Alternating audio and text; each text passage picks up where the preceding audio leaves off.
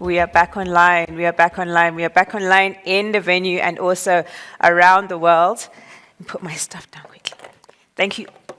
Okay. Thank you all so much for sticking with us for these 2 days, this marathon of conversations. But I think every single conversation was so different that it really helped.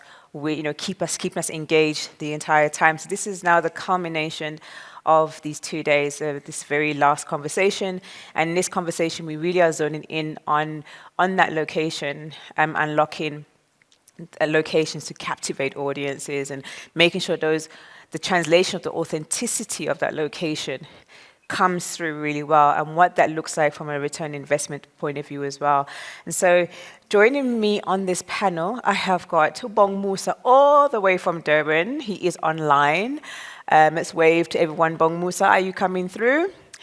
And okay, he's coming through. And then we also have Eubulus Timothy, who was with us earlier on talking about guerrilla filmmaking, but he's going to join us here. So we're talking about return investment. We also have Cindy Kumalo, who's one of the sweetest.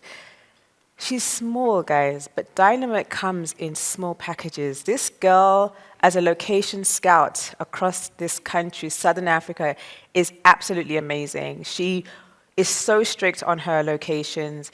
She's so methodical. She is so determined as a scout. She will go into the weirdest of places to find you what you're looking for. So Cindy Kumalo, come and join us. She's an amazing location scout and manager. And then we also have Mika. Where are you, Michael? He's going to join us.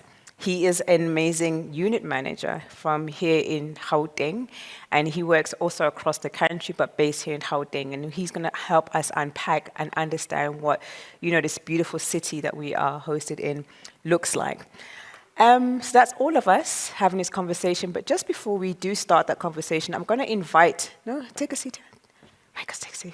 I'm going to invite FilmSet. We had a discussion with them last year about a new tool that was developed here on the continent, which looks at us identifying locations for anyone that is looking for a location. So a couple of minutes with Donna from FilmSet just to talk about their updates. Can you all hear me? Perfect. This is what happens when your boss is at the conference and he pays attention to guerrilla filmmaking, sees the opportunity, he puts his staff up here. I don't know how many of you know about FilmSet, the new kid on the block. Hands up, anybody? Okay. Okay, what we're doing is we're revolutionizing location scouting, plain and simple. We are developing a database of government and private properties that you can search the location online before having to go to a recce. You can also get in contact with the owners or the agents in charge of that property. So instead of having to send someone to recce properties at great expense, this is for the production houses, you can narrow your list down and send them to the properties you actually do want to film at. We also geolocate, which means you can search for properties in a particular area. I can only film in Cape Town, but I'm looking for a modern train station, an airport, a dilapidated building. Okay, so all of those items are on our platform. We're also in the process of developing mood boards. So you don't have to then sit and create your mood board once you found all the images you want and spend hours doing that edit. Okay, any questions? I really need you guys to please download the app, play with it, give me feedback. Tell me I couldn't find this, I can find this, I'd like to see more of that. We're doing our soft launch this month, and we need as much feedback as we can from all of you in the industry. Okay, I'm going to hand you over to Sihir. Go easy on him, it's his first time on stage. Okay.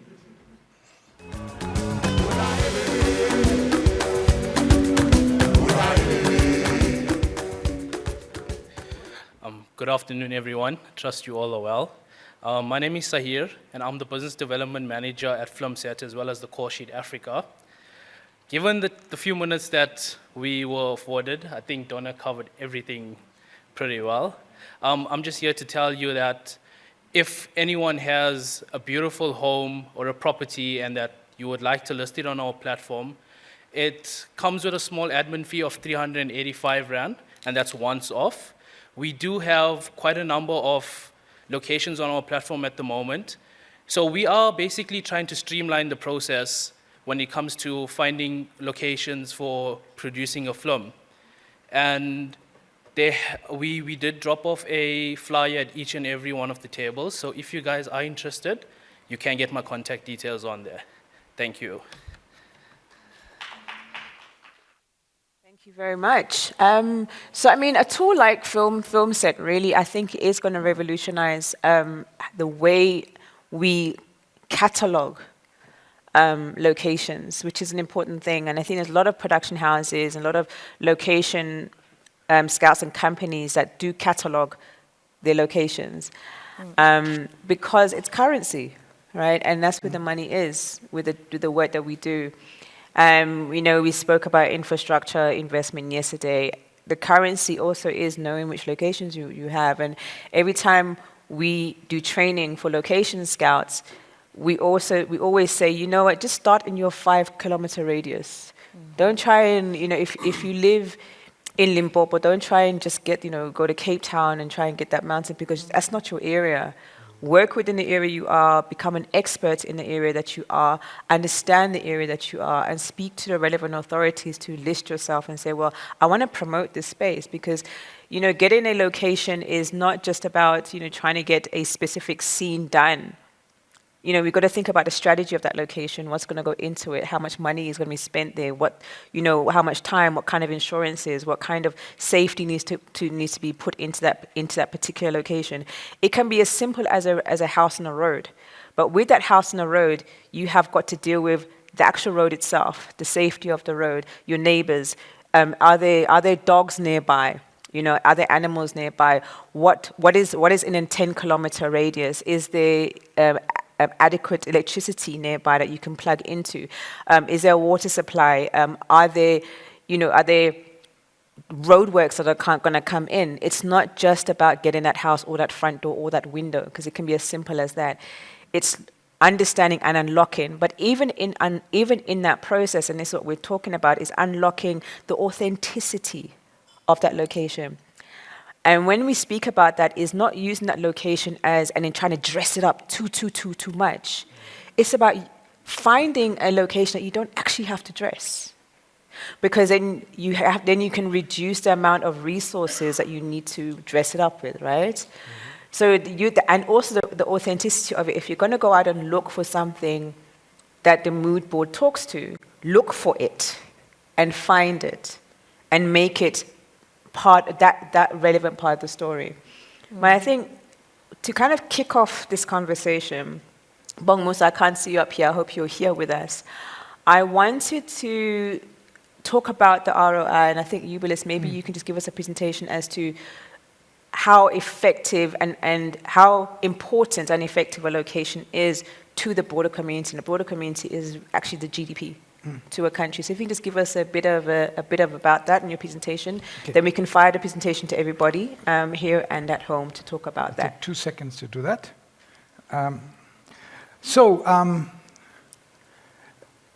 If I showed you a picture of Zoo Lake, how many of you would recognize it? Right? If I send you a picture of Central Park, how many of you will recognize it? Much more, right? And you've never been there, it's not in your city. Right? Have you heard of Sunset Boulevard? Right? Have you heard of Queen Street? No, that's where I live. You see, and so the story is very quick. So I'm going to use Durban as an example. How do you use it as a destination compared to Hollywood? Similar light, same sound shoot days, 300 days. Cape Town only gives you about 150 days. Within 2 hours of Durban, you have the Wild Coast, you have the mountains, you have the meanders, you have the Big Five. And we have a cultural multipole. So, return on investment.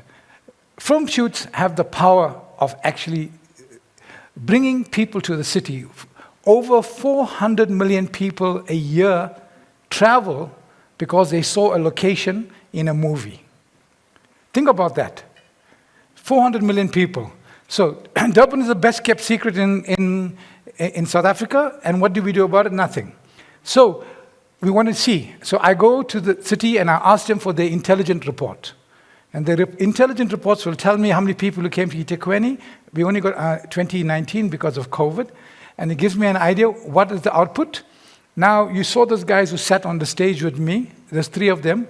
But with 2 others, in 2019, we put in 50 million rand to the box office with 6 films. 50 million, that was the input that came out of Durban, and most of you have never heard of the movies or seen it. But that's not the point. So we look and we see where the people are coming from. Where are the visitors coming from? 38% of South Africans visit the area. So we're now planning to see why do they come. So and what do they come for? There we know. 18% comes for beaches, 18% comes for beaches, nightlife, 17%, and shopping, 14%. We're understanding where and what they need to see on a film. When you're making a movie, and what locations are you going to be putting in your movie? So people went to Busan, South Korea. You know the place? Why did they go to Busan in South Korea? Because they saw it in Black Panther. Now, you see how they separate. Audiences has the ability to separate the location from the movie. And they went there. They didn't go to other places where locations. Most people went to Busan. After a lot of the movies that we had, we know that there's a huge increase. Braveheart, 500% in tourism after Braveheart for Scotland. People go and see movies, is the huge return on investment. So all I'm saying to you is that please, when you write your scripts, when you are telling directors about locations, tell them things that will make life exciting in the movie. Included one thing I learned in Hollywood is that Hollywood tells amazing stories about Los Angeles. Why? They write about what they know. They write about their streets, their shops. Every building there's been an explosion. Every mayor is corrupt, but that's in the movies. But that's what it is. So tell your story in your city where you're from. And also make sure the city is part of the character of the movie.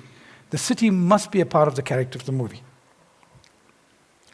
Well, it's, I don't know, yeah, round of applause on that one. I think that's bittersweet for us. Definitely when you see Black Panther, which was a Wakanda Africa film, okay? We all thought that it was going to come to Africa and be part of Africa, but they went to South Korea. I'm lost. Spaces. Right? That says a lot. And I think the reason why is, and this comes back to the authenticity of your location. And I think producers and directors in the room and listening in, we've got to be intentional about our locations, about what we feature in the background. And the reasons why I think the Los Angeles example is very, very key, that the kind of unwritten law is you've got to have the flag up 4 times, you've got to say a few street names, you've got to mention a boulevard here and there, and it becomes this kind of muscle memory in your mind. Let's just maybe come to you, Cindy. So when you're given a brief, how much influence or how much influence do you actually have in the storyline of the location? Do you believe that you have the oomph or the audacity to say, actually, you know what, if you're going to shoot here, let's just mention it, what do you do in terms of making sure that the scene is actually using its authenticness, that when it's not a cheat location? Good afternoon, everyone. For me, when I go out and scout, or let's say when I receive a briefing, I have to make sure that I become a part of that script, part of that project. I sink in and have a proper understanding and be part of it, not just for me to receive a brief of locations and then I start, if they say they're looking for houses, and then I just start scouting for houses. But I need to have a deeper insight of it. Why am I looking for that house? Why does that house have to look at that certain way? And that helps me to be able to come back and influence and say, in fact, as much as you were saying you are looking for a 4-room house, but based on the story and the project, on what I'm seeing on the character, I believe this is what you are looking for. Okay. That would be part of my influence. And then at the same time, I'll also say, this is what you said you are looking for. I will present it to you, but this is what I also suggest. Then you take it from there. And how many times is that received? I mean, in the, with the benefit that you've given them, is it received well, or is majority of the time they say, no, I don't want that, I want what I want? It used to be like that, where they say, no, this is what I'm looking for. I'm not looking for that, but it have changed a lot to a point now people are very open-minded, based on understanding of what I've done before. So they'll be like, okay, let's see both options, and then we take it from there. 100%. And then the nice thing is that at this time in point, most of the time you find them that they will choose my option. And when they choose my option, it's no longer for me. I'm not giving you this option because I'm just making things easier for me, but I'm giving it because it's bringing a certain value to your project. So for me, locations, it's a value situation for the project. 100%. Mike, I see you nodding your head here and agreeing furiously. Look, I want to also add on, good evening, sorry. I want to add on to what she's saying also. I mean, like, I also have the tendency of asking, who is your number one? Okay, You know? Expand on that. Who is the number one? Yeah, who's your number one? Like your character, like the person that you bring in. Do you bring in, like, for example, you bring in our top actor, and then you read the story. It's like, okay, cool, this guy is going to be this person. What type of location we're looking for? Okay. Right. Then you try and speak to the production. Okay. What is your budget? Also, that's very important. 100%. Because you go like, yeah, we want a big mansion and everything like that. You have to give what they can afford. Right. And then you also have to, like, production, this is how I can assist you because the story is going this way. And then you have this type of character, not forgetting that he's also human.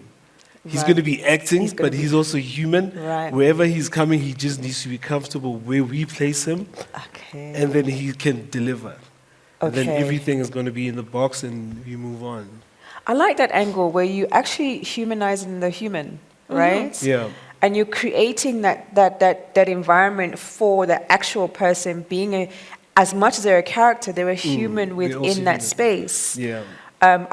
Do they feel comfortable around, and does the human characters they're portraying actually sit well within that space? I really like that Yeah, that way that's of true. that way of looking at it. So also when you're like sitting in, let's say you're going to shoot in like a hostel.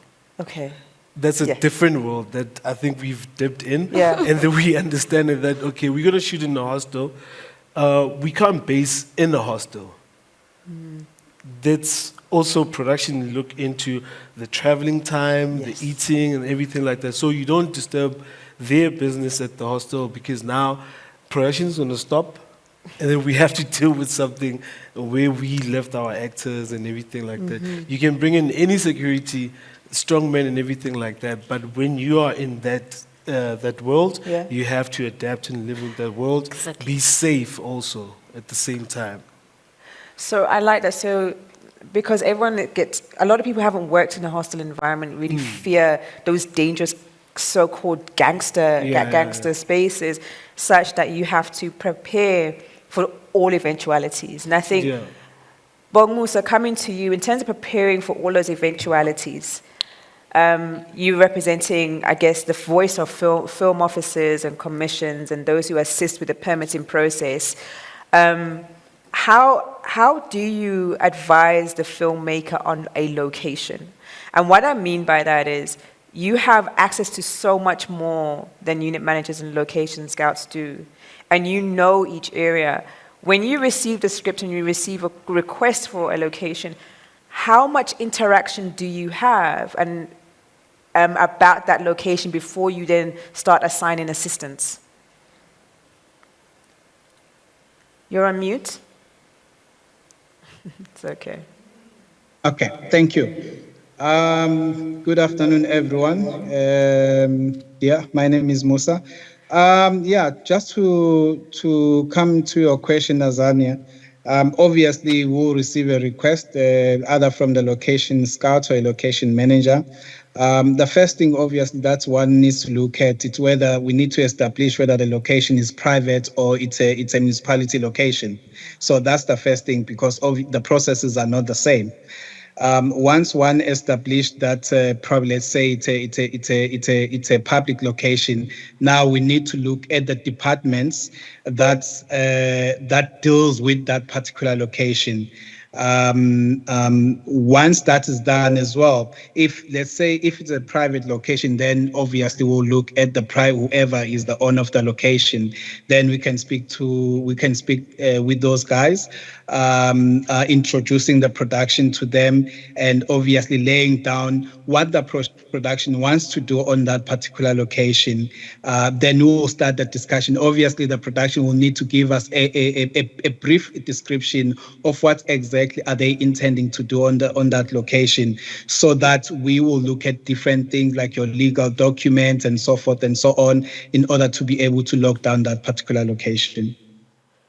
You know, I have Ntabileng here, also from GSM. I'm going to put her on the spot and also ask her a specific question. If you can get a microphone to Ntabileng, she's sitting over there. Sorry, I can get a microphone, please. So I think whilst the microphone's coming to you, how influential is your assistance in terms of saying, you know what, actually, I want you coming to shoot here in eThekwini in Durban.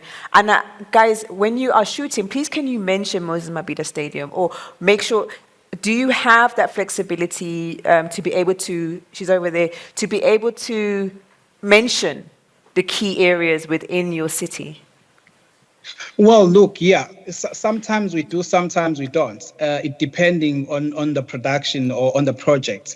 There are projects that will ask you about location that needs to be mentioned or location that they can use.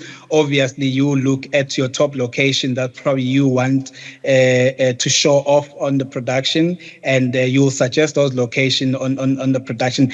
Also, depending if that particular location is aligned with the project, because sometimes it's no use to suggest a certain location only to find that that location is not aligned. Maybe it's not going to play that character that the production is looking for on the production. So sometimes, yes, we do suggest those locations. Sometimes we don't, depending on that production. 100%. Tabileng, I mean, the biggest example I'll always come back to is Avengers, right? And so that was quite an exciting movie, for most Johannesburg people. And it was with the assistance of GFC to get that production up and running.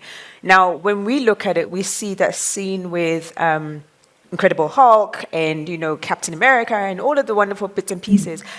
When they were having the discussion of using the location, and they use the police, did you guys have any influence in how they use that particular part of Market? I think it was Market Street.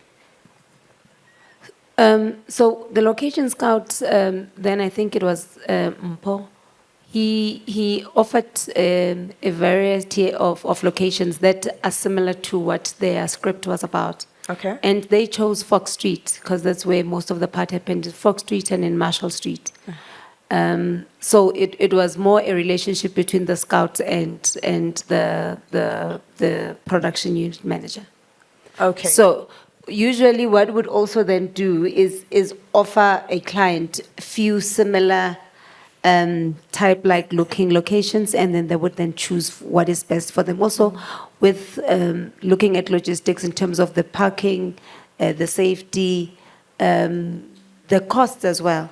You know, the costs are always, you know, in as much as sometimes we may think that internationals don't worry about the costs, locations are very costly. And did they want to specifically showcase Johannesburg with that beautiful like backdrop? Was it something specific in their script, or was it something that developed over the search of this location and they said, "Oh, that looks amazing, let's use that"?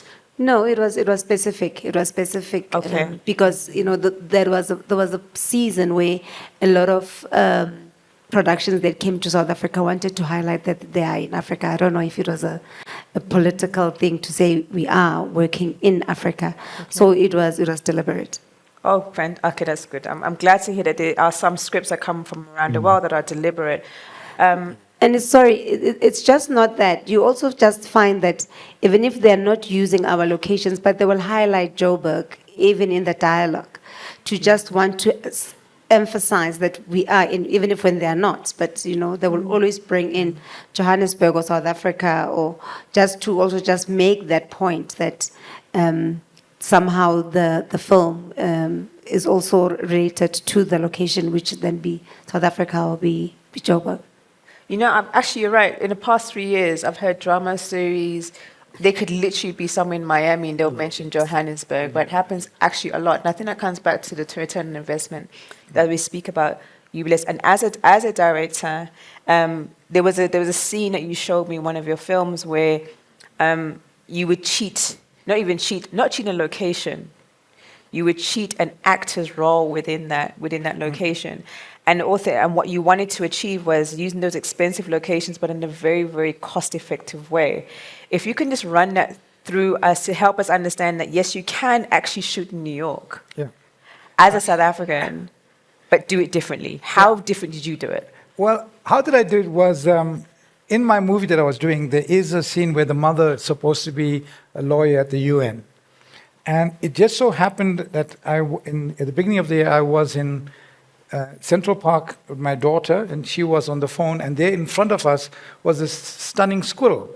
So I started to shoot, and as I started to shoot, I picked up and I got her walking on the phone, and I said, I shot it, and I said, well, what I'll do now is go back home, get the actress to wear the same clothes on, same phone, do a close-up, so everything else is soft, in Westfall, Durban, and we did it.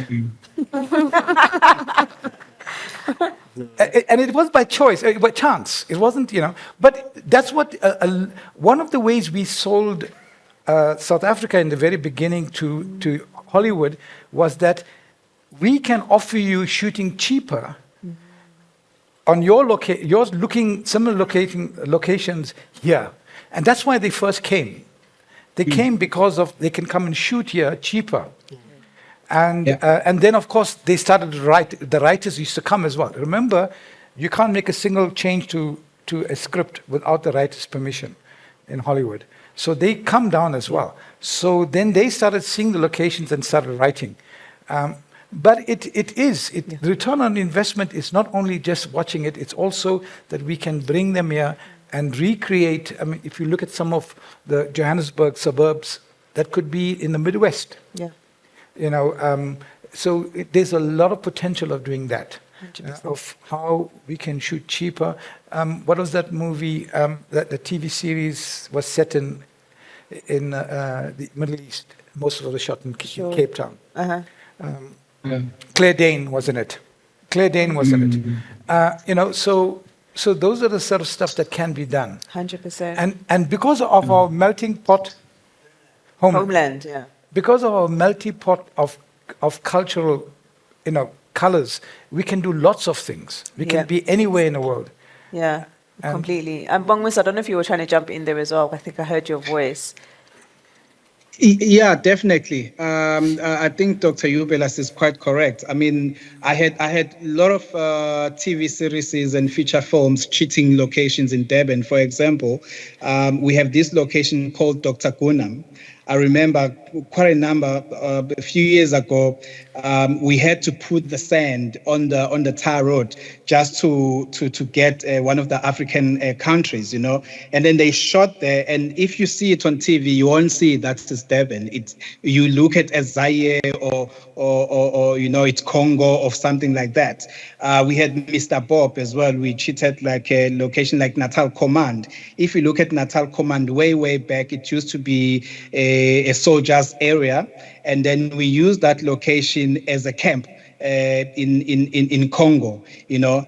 And when you look at it, I mean, it's way different than Durban. So you have production that will come in Durban that are not shooting Durban as Durban, but they are shooting Durban as another country in Africa, or they are shooting maybe down at the beach, and they are shooting Miami in the States, you know, because of the palm trees and so forth and so on. Obviously, things like that, depending on the director, what you want to achieve with those things. But you have a lot of production that will do something like that in Durban.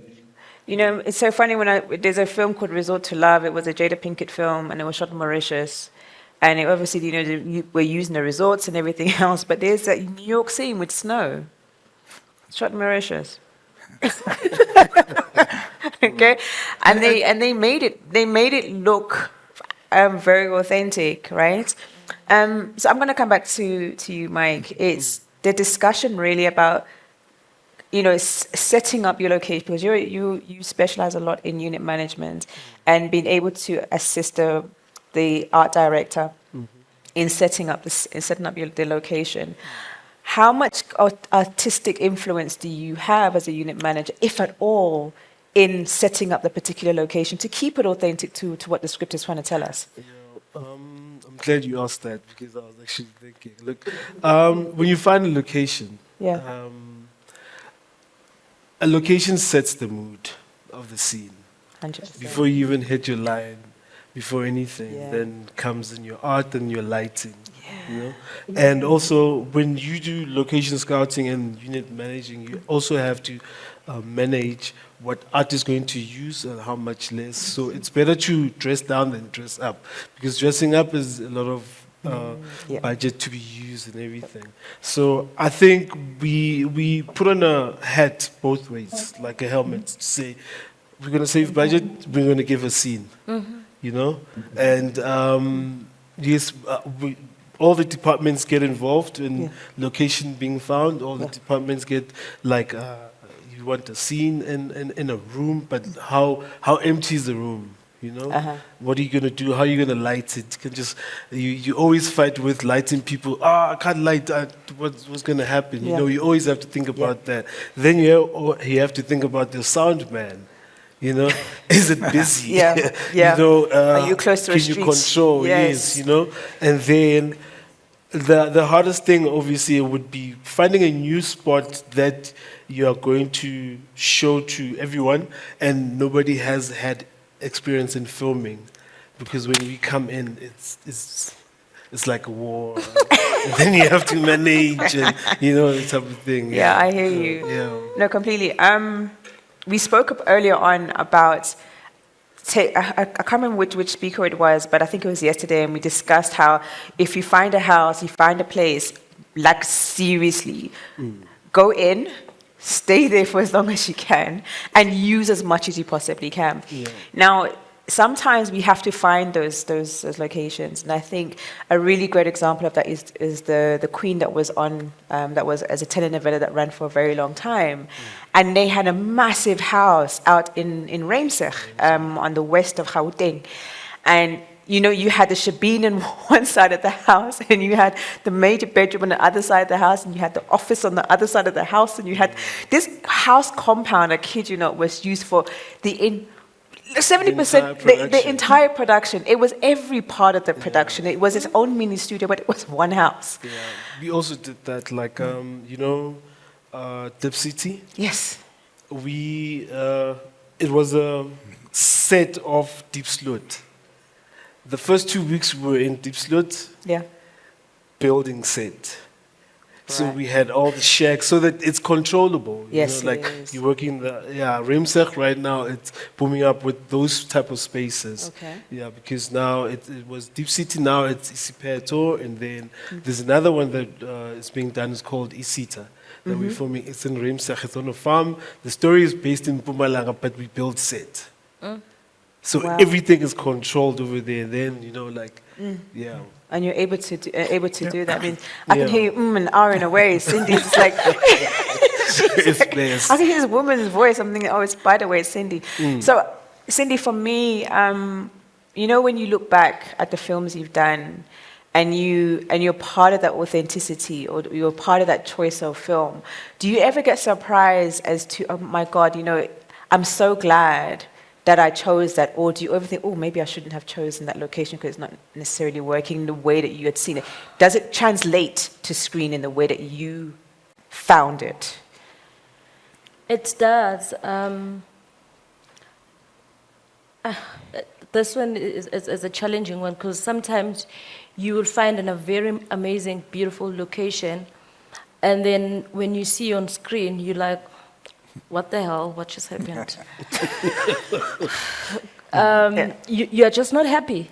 You wish you could have, you've just see more of it or show it in the other way. But that is not on my control as a location person, because after I found the location and they decided to use it, I don't have any say, I don't have any control.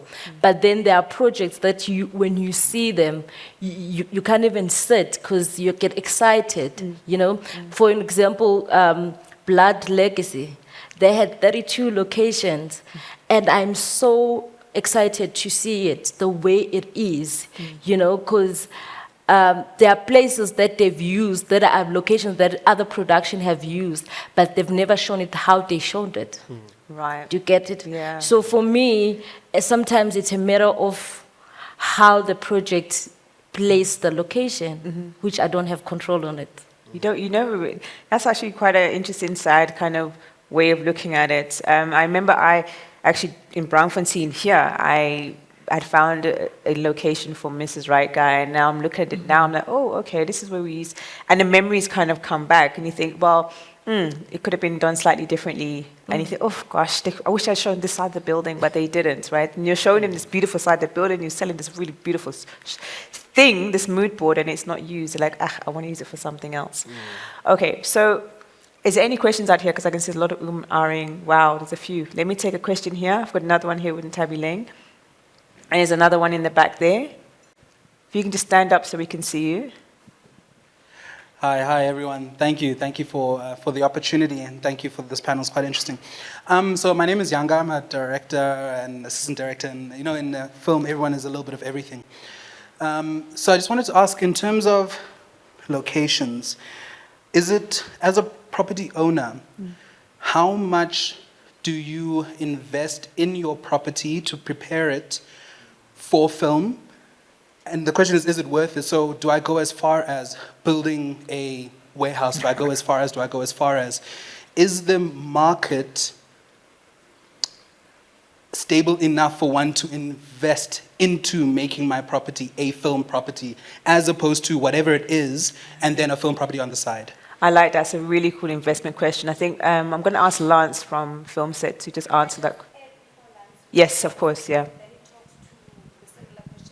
I think what I wanted to find out is, should there be damage in a private property? Who takes responsibility? Is it the location scout or it's the production company? Because sometimes you may find that the location scout is a freelancer. So who takes the responsibility should there be damage in private property? Thanks. Hi, I'm Lance Gibbons from Film Set and the call sheet. Very good question. I think investing in a property for film is not necessarily the right idea. It's always, the location is always up to the interpretation of the director. So the scriptwriter might come in and he might have a particular vision in words, but a director's treatment is where you're going to get the lead as to what you're looking for as a location scout.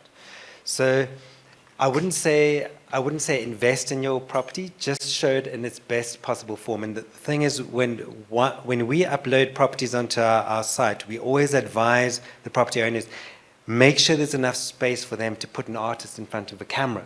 So, and what does that mean? That means there's got to be at least, 2 meters in front of that kitchen, so that there's actually an opportunity for an artist to create its performance, for that director to be able to dress it and be able to tell the story. It's very important that we do grow our location database and share these special locations, because we want to grow this industry. We want people to use and get excited about the locations that we have in every destination in South Africa. With regards to insurance, it's 100% on the production company's back when it comes to insurance. That production company has to take on the responsibility of all those employees on set at any given time. It's never the location scout. So what often happens is, if there is major damage, the production company might go to the homeowner and say, do you have household insurance? Can we pay the premium? The excess, but can you claim through you? Or we'll do not. In Cape Town, if we get to hear about a production company that has destroyed a location, we name and shame, because the next person that comes to shoot his film there, that location is going to say, no, I don't want to entertain the film industry anymore. We have to protect our locations. It's very, very important. If we want to grow this industry, we need to make sure that we hold our locations in good regard. I know Ncgobo probably had another question, and I know where that comes. Oh, there's one Balthasar at the back there. What it comes back to, and I can hear you, Musa, also wanted to jump in before the question comes. We spoke about invest and bankability and insurances. This is where the insurance conversation of that bankability comes in. It's not just about insuring the film, but you've got to have different levels of insurance. And so when we're looking, and I'm hoping that the banking and insurance sector are also paying attention, that you've got to look at all areas of insurance if we possibly can. Musa, I can see you're wanting to jump in terms of protecting and what happens from a film office management and kind of reputation management.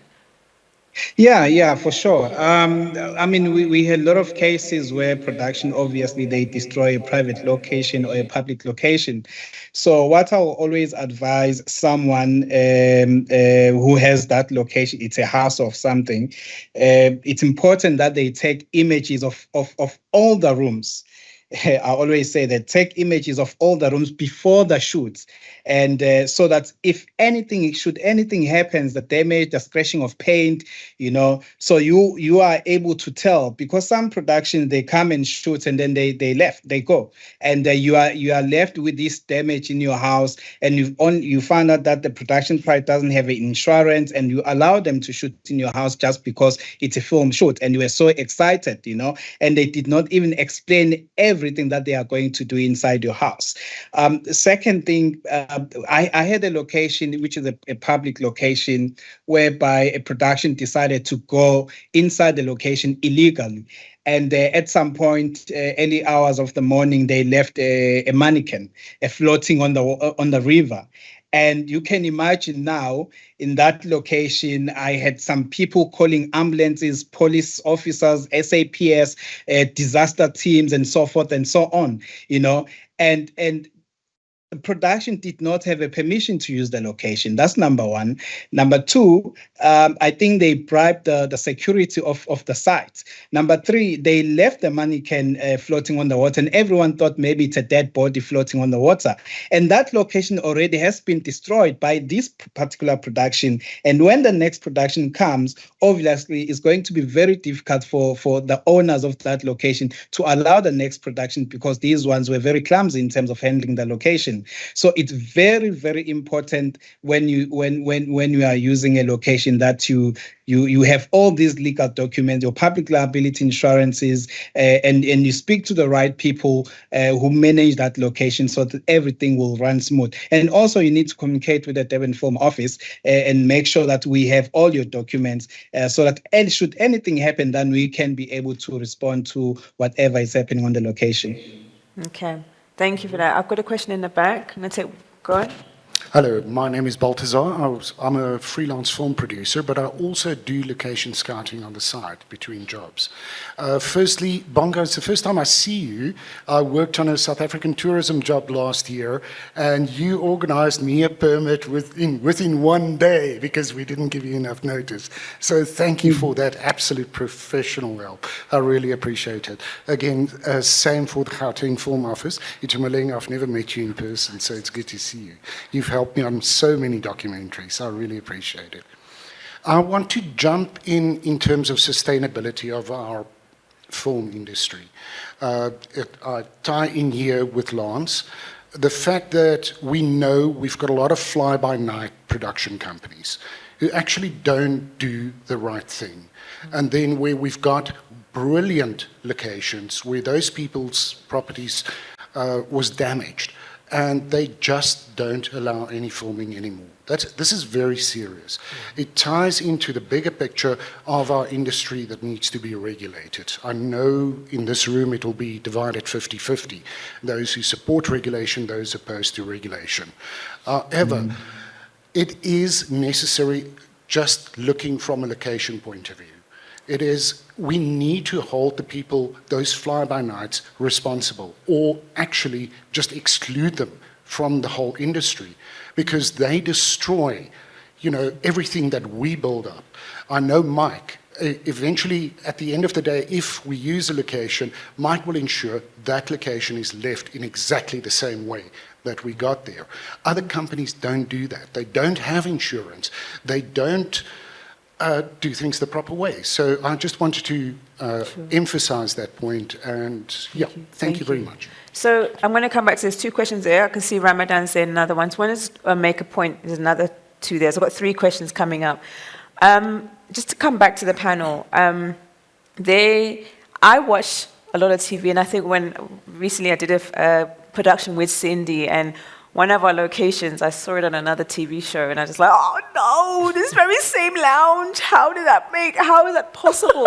It happens. This same lounge, okay, the same lounge, same friend, and you talk about dressing down rather than dressing up, and this particular house had everything. We didn't have to touch it, but I think that's what attracts people to these locations, right? It's like, everything is there.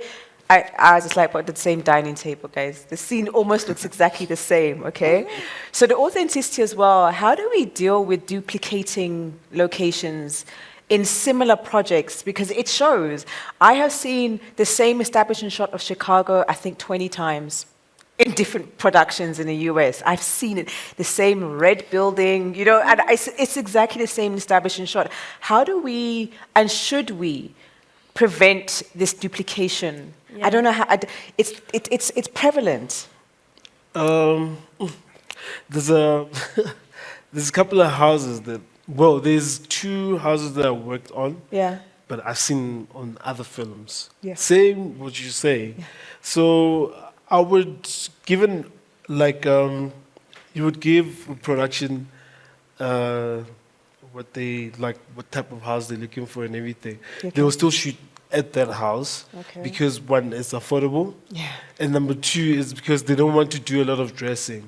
Because that couch sitting right there, it just speaks to the character. Now the brief looks almost the same as the past production brief, and at that point there is not much that you can do but try and influence. You say, okay, I just shot at this house last film that I was doing, so can we try these houses, and we can always work around the budget. But then some places they're not going to go into it, because now when you come with your DOP finds perfect spots to shoot in, then for you there's nothing you can do when it comes to that, and even art department is like, okay, you can't, when the fight that we always have with the art is the nailing on the walls and, putting up pictures and stuff. But there's so much that we can do, but little also. There's also little. Yeah. I remember Dread was shot here in Johannesburg, and there was a double-decker it was shot. So Joburg, Johannesburg, for those that don't know, has this absolutely amazing double-decker highway where the highways collide. And there was that scene of the driving scene. It came from Cape Town, and in post-production, see, all ties in. Comes in post-production, and he drove kind of down that avenue. And when I saw it on Dread, the Judge Dredd kind of franchise, I just said to myself, and it was 3D, and I thought, oh wow.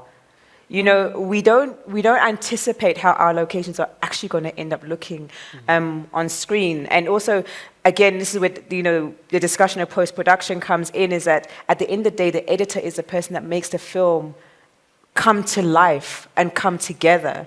And so the skills that we need in that process, bring them in at the beginning so they know how to plot it at the end to be able to make it sure that it's seamless. So I just wanted to connect the dots in terms of the different conversations that we have had today. If there's a question there at the back, I think it was Ramadan at the back, if you can give us your question. Yeah, hi, good afternoon. I've not had a good experience with location scouts. Okay. I'm revealing my age, in my 25 years experience in the industry. But it's good to hear what I've just heard now from Cindy and Mike. It's good to hear what I've just heard. Simply because my experience has been one where a location scout, I won't mention his name or their names, would give you a catalog of houses, let's say, in Soweto. And when you go for the recce to look at the houses, you come there and find there's already an extension on the house. All right? And then you ask, how? When last were you here at this house? When last did you see this house? And so forth and so forth and so forth. And the experience as well of location scouts, which is typical in our industry, working in 2-3 productions at the same time. They will do an advert, and they will do you, and at times you learn that the location scout is in Botswana, using your vehicle that he's hired, right? So hence I'm talking from experience. Now, I'm happy that things are evolving, and I would like to see a situation where there is training, educating, so that the briefs that you take helps the production artistically. It's, as you said, Cindy, it's just not a house, but what a creative value do you bring to the actual movie? Now, I am for self-regulation. This industry does not believe in self-regulation. And at some point, there needs to be a dictatorship so that we don't have what Musa has just mentioned about people abusing people's properties. It's just not right, right? So I would like you, Musa, and all the other commissions, please regulate us, because we are still infants, refusing to respect other people's properties. The gentleman earlier on, the first one who spoke, asked if he could convert his property, invest in his property. And I would like to say to everyone who's here, or ask you, how many of you directors, location scouts, units, writers, and so forth, have rented out your own houses for the production? They won't. Because I will never do it. Yeah. I will never do it, not in my house. Because I see what we do when we are shooting in people's homes. right? We drink water, we eat there, and we throw things there. Regular fridge. Right? I mean, yeah, we use people's fridges as well. You open a fridge. Yeah. Right? So these are the kinds of things. Hence, I'm saying self-regulation. Right? Please don't use your own house. Unfortunately. Unfortunately. Lastly, Musa, we know each other. I've shot in KZN a few times. When are we, when we talk of extortion,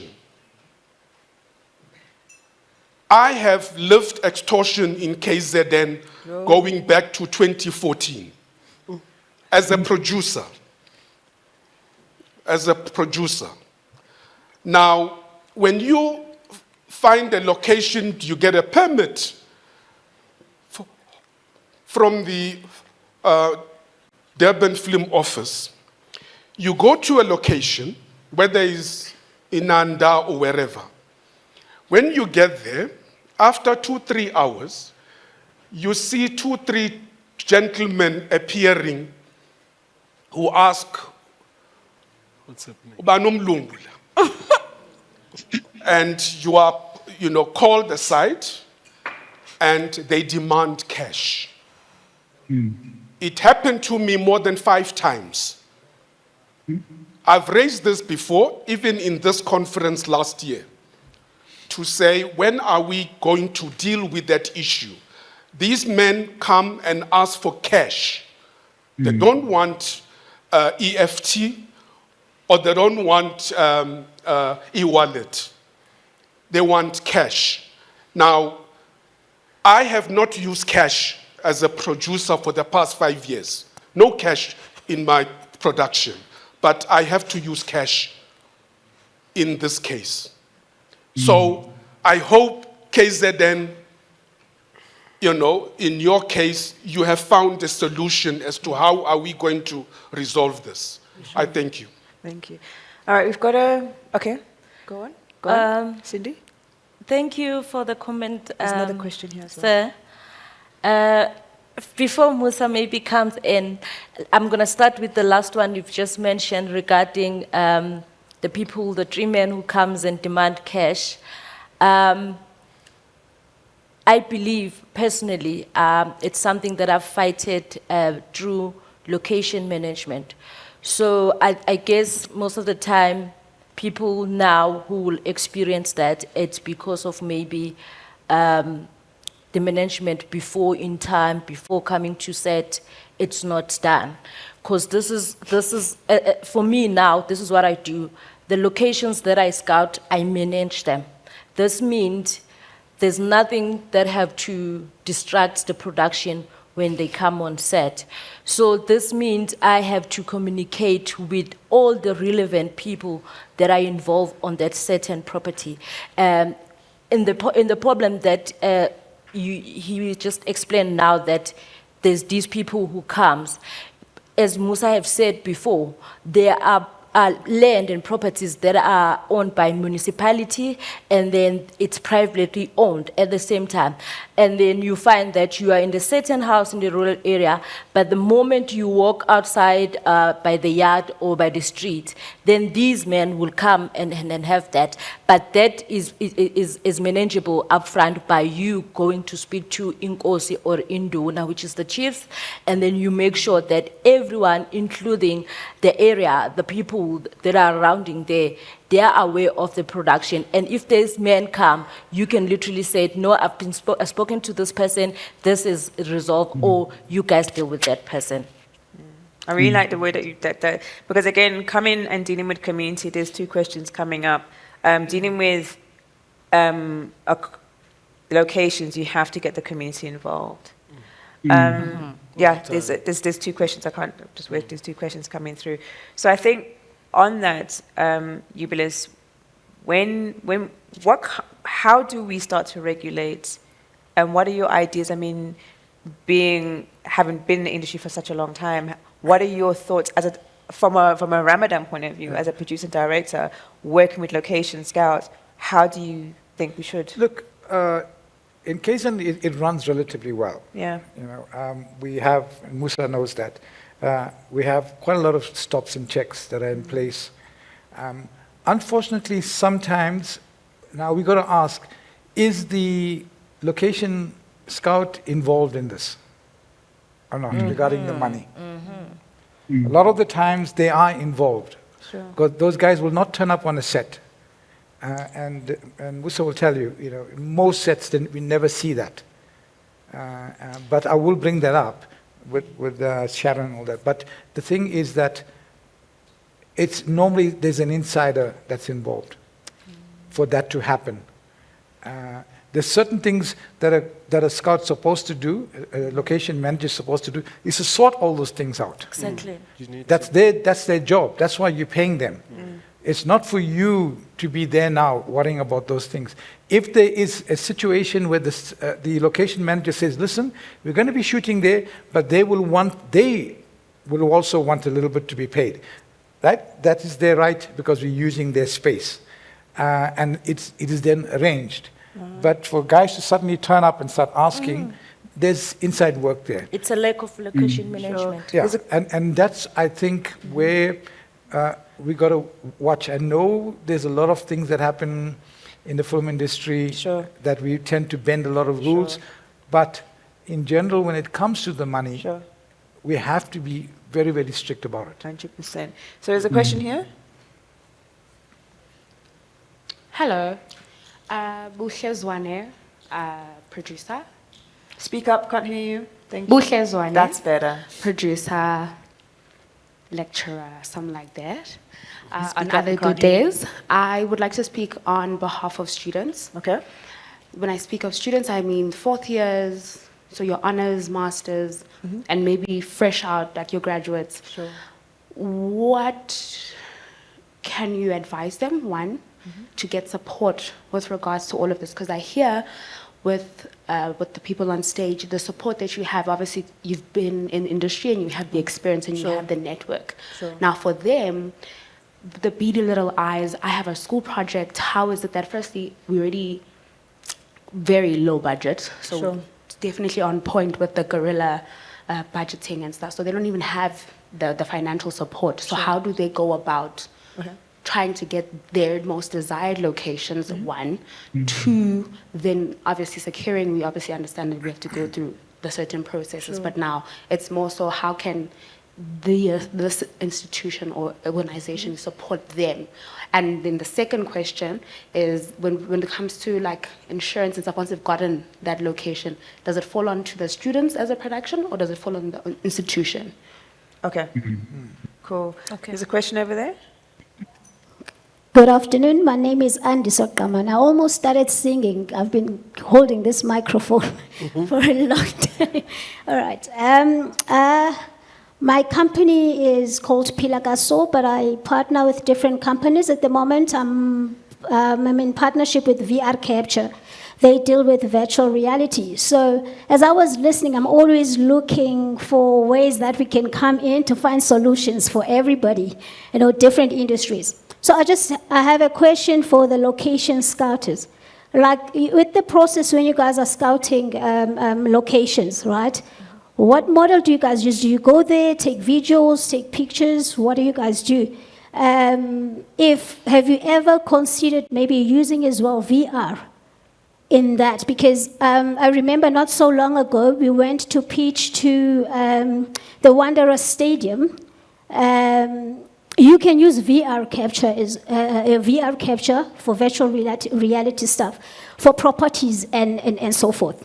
Instead of having to take your clients to the location, like I had Obaba saying sometimes when they go there, it's nothing like what you guys have presented to them. So I think VR also helps in that perspective because you can have your goggles, go to your client, because you've shot the shots of every angle, every corner of the rooms and so forth.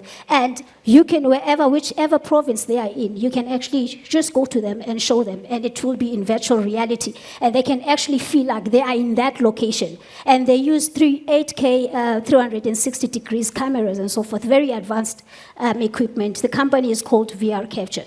So I'm here for solutions. So I would love to speak to you guys maybe after this and see maybe if we can collaborate on something. Sure, I see collaboration already with film sets on that one. So I know Lance had a question or a comment, but I think for me, my question was going to be this: was, we're going to come back to these questions. Is in terms of the co-production space. You've got a South African or somebody from Kenya who's working with an Italian or whatever, and you're on set and you're having to deal with this co-production environment. Is it any different in the clash of cultures than it is in just working with one culture or one kind of team from one country? Is there any difference? Is there anything you have to learn or unlearn or? Look, there is something that you're going to learn. There's something that you're always going to clutch on. Sure. Because I worked with a French director. Right. We were filming here in Joburg, and at some point, just last year before the snow, I was like, guys, we can't shoot on Monday, because it was a scene of rain, and it was kids, and it's at night. So I was like, we can't shoot Monday because the snow coming, the weather's going to be bad, and anything like that. No, they insisted, no, we're going to shoot. I was like, no, but then I don't think for me I'm going to come out to shoot. Then they looked at rescheduling, which is not nice. It always cost them. But then it did snow in Joburg. And then we went on a Thursday. It was still cold. And we had the kids until a bit late, but on regulated time, Okay. But he kept them on for long. I was like, brothers, let's not, we're going to get into trouble for this. You're keeping the babies for long, and, they're like 12, 13, something. So, and then I think he wanted to fire me on the spot because I was stopping the filming. I was like, but you can't do this. You're making it rain, and then the kids, and it's cold. Yeah. So you do face those type of things, but I haven't worked with maybe like Kenya or brothers. Yeah, we haven't. All right. So locations for students and insurance for student projects. That's a very interesting question in terms of the insurances, but you can talk to both of them. But the school should have insurance. So no student should actually go out and shoot without being covered by some insurance, because there's cameras there involved as well. That's their property and things like and then Musa and them do have facilities for student permits. They will take care of them for that as well. And it's also good to have to learn to get the permits up front while you're still a student. That you learn that this is what the rules are, this is how you should be doing it, and not when you are now professional. So from that point of view, schools should cover them for insurance. Okay. Because they are, going out, right. out of school property. And I'm sure Musa will tell you what they do for their students. I'm sure GFC also has support for students as well in terms of, and I think all of the commissions and offices are able to assist students with that. So it's about knocking on the door and asking the question, and your school actually should have the information. As much as they're trying to teach you to be independent, but there's sometimes when they say to you, okay, fine, or you also listening to this conversation, understand that our film commissions, your first port of call when you're looking to find a location, go to your film office. Ask if there's a film locations office or if there's a film commission of that nature, then you'll be able to work that out. Technology in filmmaking, definitely. We spoke about about that early in digitization of filmmaking. And it comes down to the location as well. I mean, there was, and unfortunately that doesn't exist anymore, there was a company called 3D Locations, which would do exactly that. They would create a 360 world of that particular location. They would measure the doors, you know, and so you're sitting somewhere, I don't know, in France, and you're able to look at a location and actually measure it out and make sure it works and make sure that your base camp is within a specific distance and things like that. So let me just bring it back now to the authenticity of our locations. You know, for me, and I think in closing now, my timer keeps extending. It went from 5 minutes to 7 minutes to 12 minutes, but we've got to shut down now quite quickly.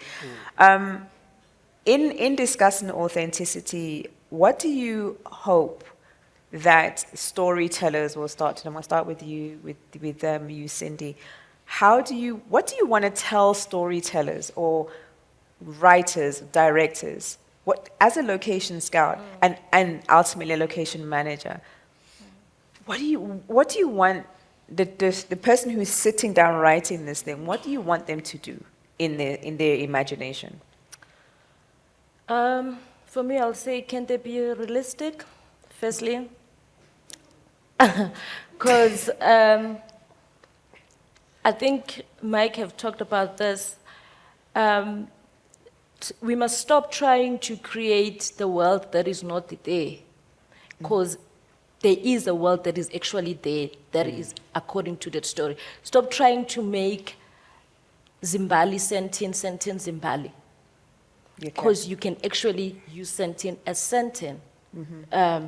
So most of the time you are seeing people because of, okay, I understand sometimes it's a budget situation, but sometimes people just feel like, can we compress this and make this one room, a hotel, a bedroom, and everything, you know, because they're trying to save time and money.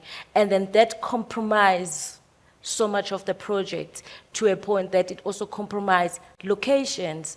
And then as a location person, you end up feeling like, I was just wasting time. I could have just given them, these people, a studio, and then they can do this, you know? And then in terms of technology, I'm also a drone pilot. That helps me technology-wise, that I have the 360 of the location.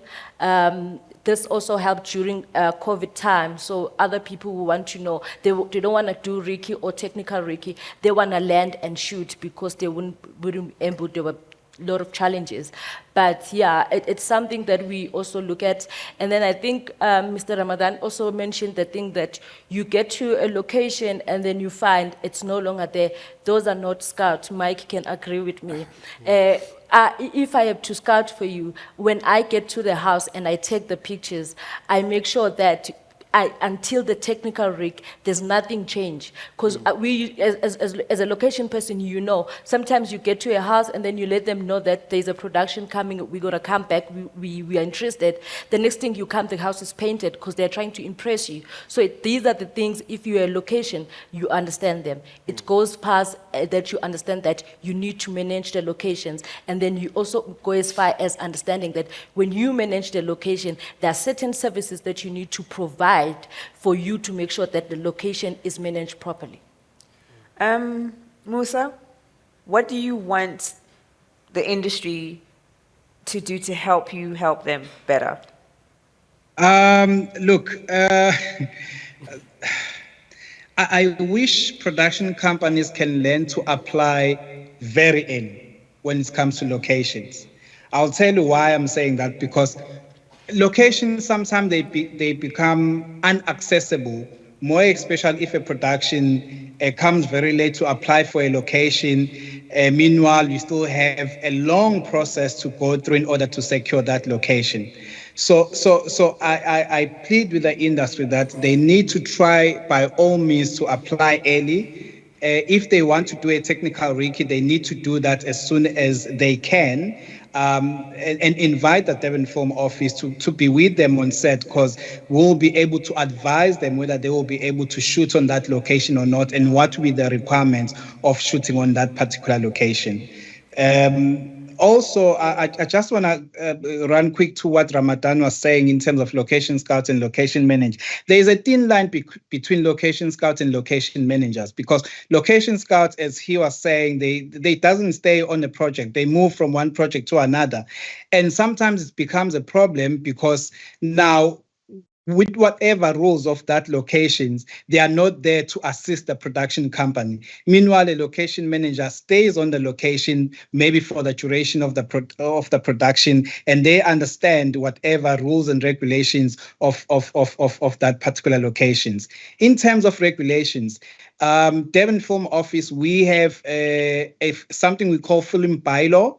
Obviously, that was done, I think, in 2018, and we are busy reviewing it now to assist the industry as well, so that we put the industry in line, not to do whatever they please on locations. So that's, I think that is very important for us as a Durban Film Office. When it comes to student production, obviously we treat student as a normal production, but we always require them to have a student letter from the institution with a student number, knowing very well that obviously the university does have insurance once the student is going out, taking all these expensive equipment to go out and shoot. But it's very, very easy in Durban when you're a student. We just give you a permit, provided you provide us with the relevant document that we are looking for. Thank you.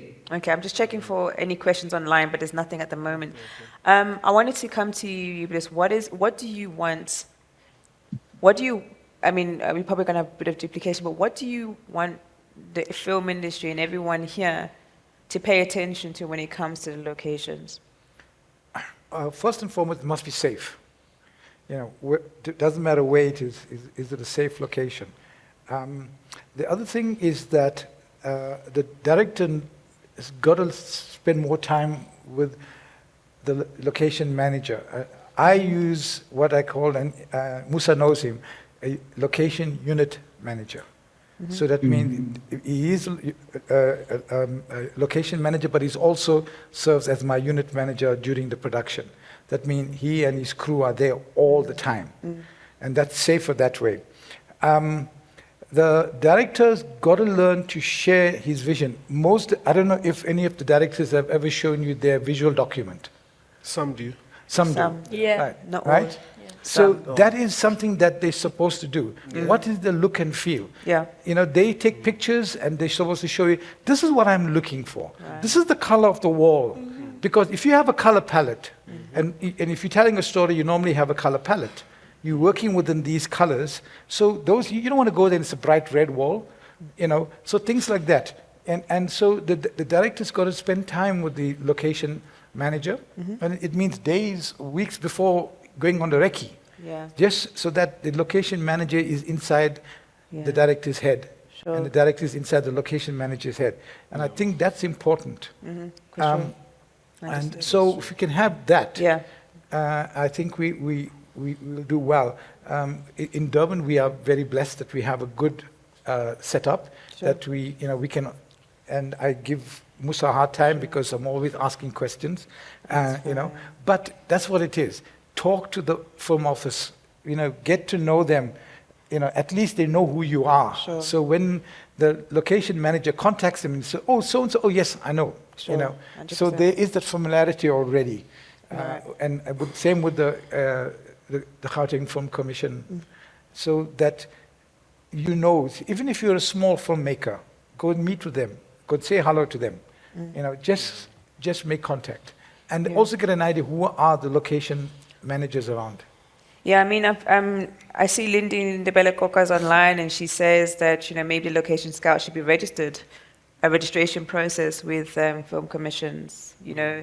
Tabulating maybe a situation where we can help with that in terms of vetting profiles, because it becomes that. I mean, it's also the Location Managers Guild International, which is a body, it's a global body that I do hope that more and more African location scouts can become a member of, because it opens up a lot of doors, a lot of networks, and also, being on their books gives you almost like a vetting. It's like having a PGA at the end of your title, or having Directors Guild at the end of your title, having part of Location Managers Guild at the end of your title. Maybe there must be a guild here in Africa that we can, at the end of your name, you attach that, then there's certain credibility that comes with that.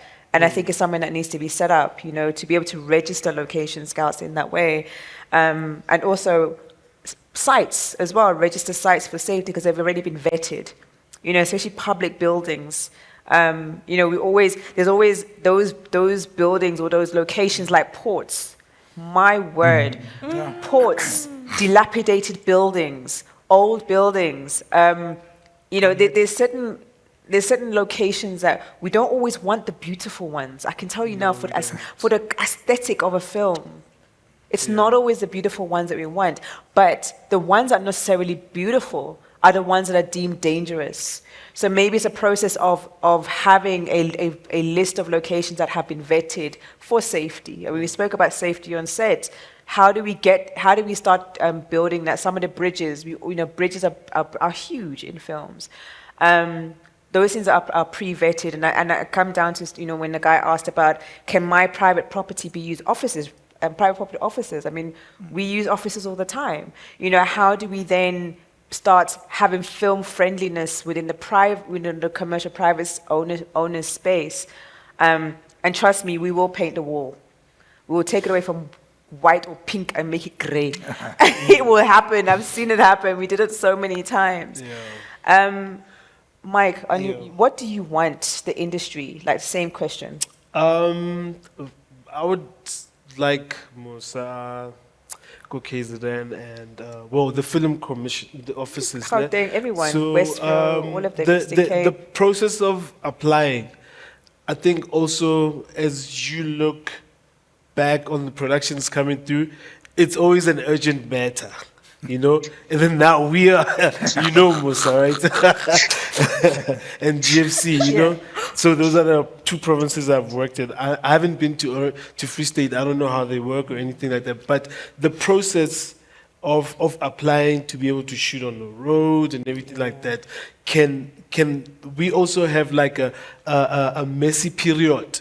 Because we are also under pressure, you know, like a production today, they call you, yo, Mike, I heard you're the best, Mike, this and that, get me that road. And we're like, no, but there's a process, you know, everything like that. And then I fight Musa, or I fight the JMPD here or GRA, but maybe we can just try and find a way to have that messy period, instead of always being, or trying to guerrilla, because when we guerrilla, then something goes wrong, and then I am the location manager, scouter. I'm the one who's going to be in trouble.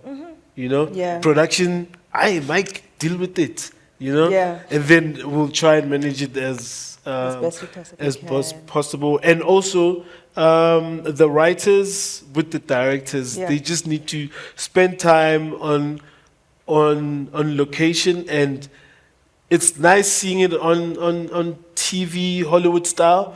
But it's also be realistic on SA, on the ground, so that it's easier for us to be able to be there, to give you something. Sometimes you find one scene at the bar and then one scene at the hospital. It's also a process to get into a hospital. Not many let you film in them, you know.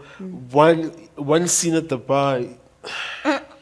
Then you have to pay. When you have to pay, then it becomes a process. So to make things simple, I would like to say the writers and the directors need to look and spend time on what they want to show, and how to tell the story. Also, you know, I think maybe just one. Maybe come back to you because we need to wrap up. Is my question? You can turn off the timer. You give me 26 minutes extra. Wow.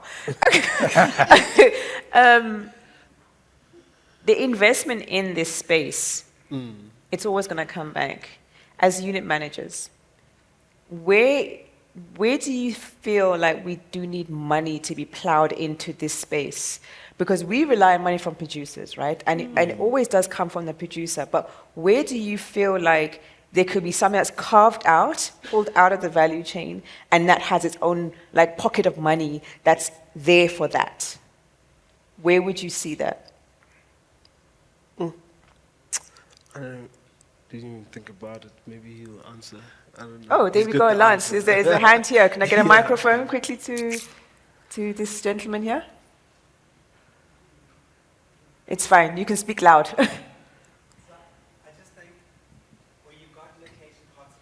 Just hold on. Let me get a microphone to you quickly.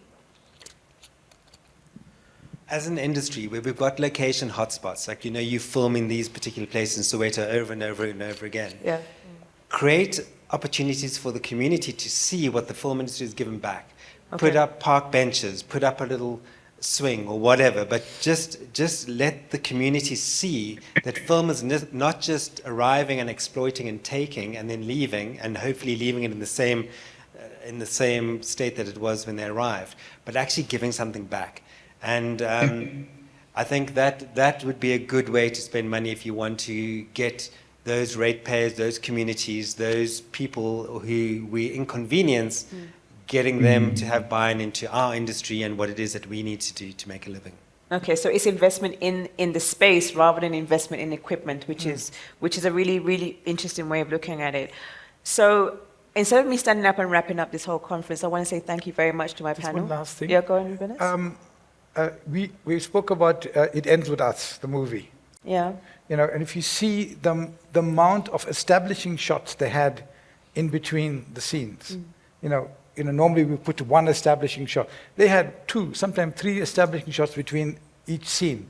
Sure. And that is something that location managers should push to directors to do, because you have this location, but where is it in the greater scheme of things? And people, they won't even recognize their own home when they see the movie. The idea is that, yes, we are telling a story, but we also want that story to be told in perspective of the city, of the space. And so these establishing shots, they take 10, not even 5 seconds, not even 5 seconds to do. And this sets where those locations are. And it tells, and it enhances the story, and it enhances the visual experience that the audience have. And we're making movies for the audience, and that's what it is. So just that one thing. So I think that's a nice way to end in terms of understanding the authenticity of a location, is that it's not just about that particular space, it's how we establish the location of that scene, how we place it, where we place it. And also maybe as he's saying, is part of your presentation to the director and the producer to say, yes, we've got this house, but in terms to establish the house, we suggest you establish the house in this manner, because then it starts to speak to the authenticity of that space, because a bedroom is a bedroom is a bedroom. There's nothing you can do with that. It's a pillow and a few sheets, So how do you then establish that? So maybe part of your response would be a really good idea, is to be able to establish it in that way. My only request definitely is to all film sets globally it's about the set as well, but also the ancillaries. So, for instance, with your accommodation and things like that, please respect the spaces that you have been given. Even with accommodation, make the payments. Hotels will kick you out if you don't make the payment every week. If you don't make the payments up front, rather just don't shoot in that area if you have to accommodate.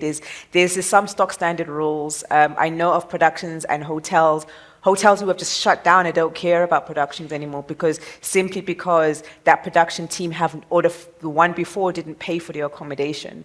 Small things, please, can we just remember that in order to make it, keep it authentic, keep it in your storyline, and you don't always have to. If you want to shoot in Johannesburg, just say Johannesburg. There's nothing wrong in saying that, because not everybody has the assumption in their head. Because we're not only shooting for people in Johannesburg, we're shooting for people to watch it out in Kenya. Same in Senegal. If you're also watching, if you want people to know a particular road, if you want people to know the Splendide, there by the airport, say it in the storyline, so then it's easier for the location scout to identify that space and work with you to create and make sure your story is absolutely authentic. But I'm gonna, and I got Ntabilang, we're actually gonna end with you because you are the one that's hosting this particular panel. So can I have a microphone, please, for Ntabilang? There's one at the back. Very quickly, because we have to wrap up now. I know this is... Oh, there's one at the back, Ndate Jerry, and then from there, we go to Ncgobo to close off this particular, because it has been hosted by her. Behind you, Ndate Jerry is behind you, there we go. The old man's request. Yes, sir. Please talk to the production houses and the artists to respect the communities that they get to work in. The amount of disrespect and crew who leave pregnant girls in those communities, I'm just putting it straight. It's really not right that our industry has that reputation, that we just don't respect the people that we find at those locations. Thanks. Thank you. Ncgobo? So I think as it's coming to, Africa has got amazing locations, and there's a diversity of it as well. Like, you would think that, Rwanda is just about forests and stuff, but no, there's beautiful high-end living in that environment. So it's about also exploring our continent for the beauty that it actually is. I mentioned examples of using different cheat locations, but it's also about using it as an authentic location. There's nothing wrong in saying Egypt in your film. There's absolutely nothing wrong in using it as part of your storyline. And I think that's what globally, what's happening is that they're starting to diversify their locations in order to keep it authentic, but also keep it within budget, to keep it kind of centralized in a sense. Ncgobo? No, I was actually going to suggest that particularly production houses that have a lot of work, they can also partner with your car hires for their discounts, because of then also that eliminates their budget. Like if you have like a partnership with Southern Sun, typical example, so that each time when you go to any Southern Sun, you get those discounted rates. We used to have that film campaign as the GFC, but we're hoping to resuscitate that way. We have contracts with car hires, van hires, particularly around equipment vans that have to travel in and out of the province. But also it makes it easy for the production houses to have those relationships directly, so that at least they leverage on those discounts, because of then it's a standard rate, which also assists for the number of cast and crew that you have to always travel up and down. So it's really just going beyond just paying for the costs as they are, but create more relationship with the things that are key to you, where then you can leverage on the discounts, and you can always negotiate, because it's not always that the production will have enough money for everything. But once you have an account with an Avis, which now becomes your trusted transport service provider, then you have a better relation, because of then you're also able to work without really jeopardizing the quality of the product that you're trying to really produce. Perfect. And with those words, now I can stand up. No, thank you so much. Unlocking locations and authentic storytelling. It was derived from saying, I think I'm tired of talking, but I want to really understand the challenges and the issues that we have around locations, so that we know how to address them, particularly as well, even from the GFC side, and also the NVF, because of we go together where we go. But thank you so much, Aza, for allocating time, space for all of us in the room to engage, to talk about the uncomfortable conversations, to learn with you and the team, but also to just embrace AI, new forms of digital filmmaking, because we cannot talk about locations and not address the issues that come with them. Thank you so much, and thank you so much for everybody that kept time and patient until this time on a Tuesday. Thank you so much. And it's gonna rain outside. The weather has changed. And we'd like everybody to really get back home safe. But let's continue the conversation. And as I suppose you'll also have a continuous updates on your socials, just to also update us on the new things, because of, we would love to actually have a Gauteng 5-day tour.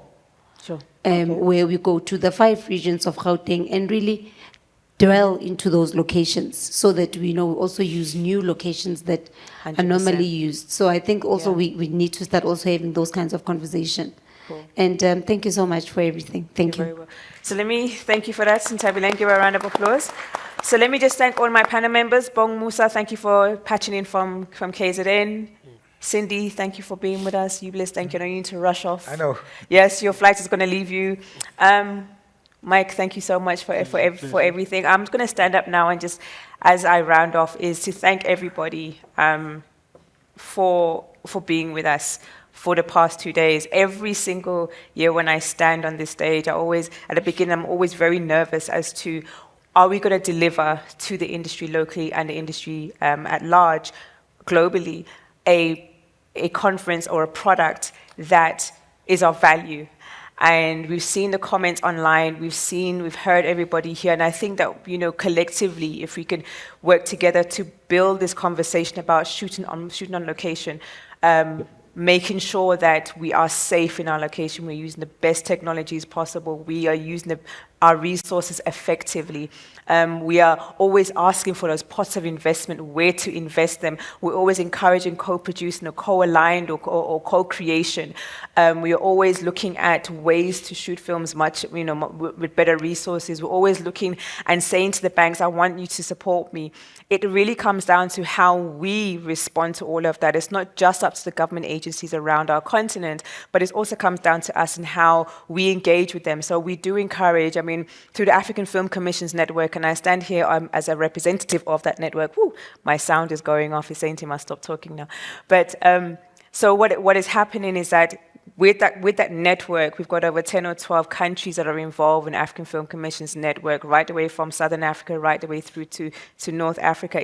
There's one thing that's resounding, and it is the industry needs to lead.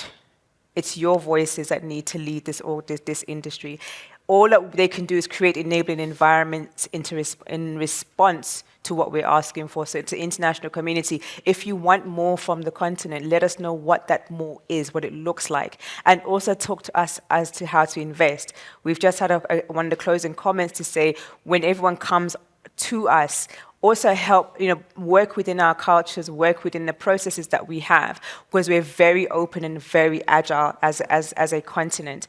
To everyone that wants to co-produce with each other on the continent, we are, as much as there are very different cultures and languages. You had an issue with the French language, and then sometimes, we need interpreters. That's okay.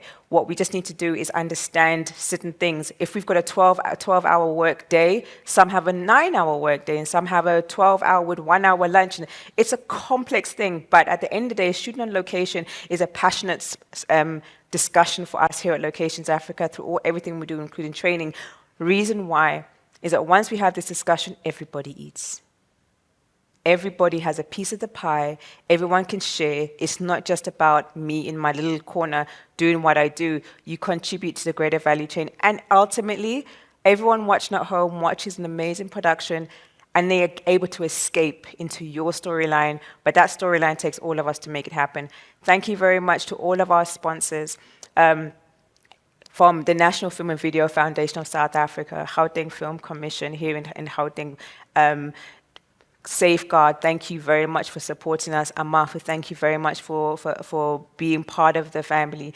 Known Associates, thank you very, very much for that. Durban Film Mart, I also, in terms of Film Week as well, thank you to Sarah Prox for helping with the eventing. Without you, we really couldn't have pulled this off. Thank you to my digital team, Tembi Media, who are here for supporting and making sure that this thing comes through. Thank you to everybody, Film Sets, who've always been a supporter of everything that we do. Thank you for being part of this process. To the Joburg Film Festival as well. They're one of our festival partners. Again, thank you very, very much. And that has been the 5th annual Locations Africa Conference. I thank you.